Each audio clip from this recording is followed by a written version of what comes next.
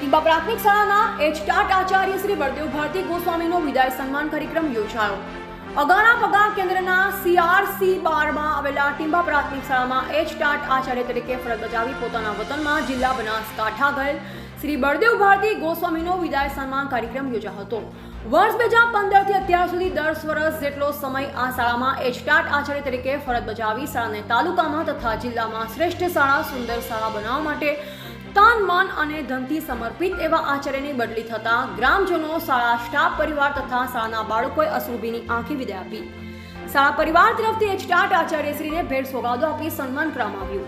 આચાર્યશ્રી તરફથી પણ શાળાને યાદગીરી સ્વરૂપે ભેટ આપવામાં આવી। વિદાય સન્માન કાર્યક્રમમાં પગાર કેન્દ્ર શાળાઓમાંથી આચાર્ય શિક્ષકો, ગામના સરપંચ શ્રી, SMC અધ્યક્ષ, SMCના સભ્યો, ગ્રામ પંચાયતના સભ્યો, પ્રાથમિક શિક્ષક સંઘ લીમખેડા તાલુકાના પ્રમુખ, પ્રાથમિક શૈક્ષિક મહાસંઘ લીમખેડા તાલુકાના મીડિયા સંયોજક, ભારતીય જનતા પાર્ટીના હોદ્દેદારો, વડીલો, ભાઈઓ, બહેનો, માતા ખૂબ મોટી સંખ્યામાં હાજર રહ્યા। રિપોર્ટર હિંમતભાઈ પટેલ, સિંગવડ, દાહોદ।